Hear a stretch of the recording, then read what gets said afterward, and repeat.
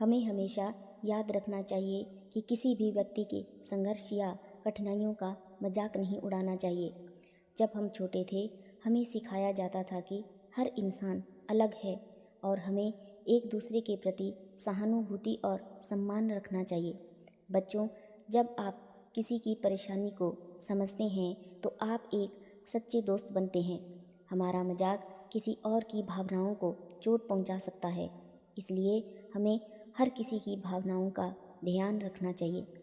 जब हम दयालु होते हैं तो हम न केवल दूसरों का दिल जीतते हैं बल्कि खुद भी एक अच्छा उदाहरण बनते हैं। इस तरह हम सब मिलकर एक बेहतर दुनिया बना सकते हैं। हर ठोकर एक सबक बनती है, हर मुश्किल एक नई ताकत देती है।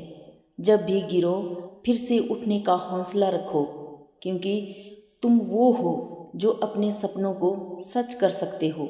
हर रात के बाद एक नई सुबह जरूर आती है, बस धैर्य और विश्वास बनाए रखो।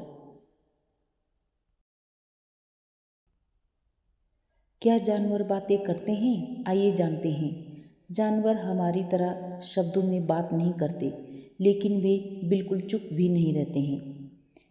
पक्षी अलग अलग आवाज़ों से अपने दोस्तों को बुलाते हैं या खतरों की सूचना देते हैं। कुत्ते अपनी पूंछ हिलाकर, भौंककर या आँखों से भाव दिखाकर बहुत कुछ कह देते हैं। बंदर और डॉल्फिन जैसे जानवर खास तरह की आवाज़ों और इशारों से एक दूसरे को पहचानते हैं। हाथी बहुत दूर तक आने वाली आवाज़ें सुन सकता है, लेकिन इंसान नहीं सुन सकते। डॉल्फिन एक दूसरे को नाम से बुलाती है।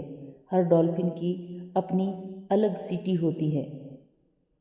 पक्षी अलग अलग भाषाएं बोलते हैं। एक ही प्रजाति के पक्षियों की आवाज़ अलग अलग जगहों पर बदल जाती है। हमें हमेशा याद रखना चाहिए कि किसी भी व्यक्ति के संघर्ष या कठिनाइयों का मजाक नहीं उड़ाना चाहिए। जब हम छोटे थे हमें सिखाया जाता था कि हर इंसान अलग है और हमें एक दूसरे के प्रति सहानुभूति और सम्मान रखना चाहिए। बच्चों, जब आप किसी की परेशानी को समझते हैं तो आप एक सच्चे दोस्त बनते हैं। हमारा मजाक किसी और की भावनाओं को चोट पहुंचा सकता है, इसलिए हमें हर किसी की भावनाओं का ध्यान रखना चाहिए। जब हम दयालु होते हैं तो हम न केवल दूसरों का दिल जीतते हैं बल्कि खुद भी एक अच्छा उदाहरण बनते हैं। इस तरह हम सब मिलकर एक बेहतर दुनिया बना सकते हैं।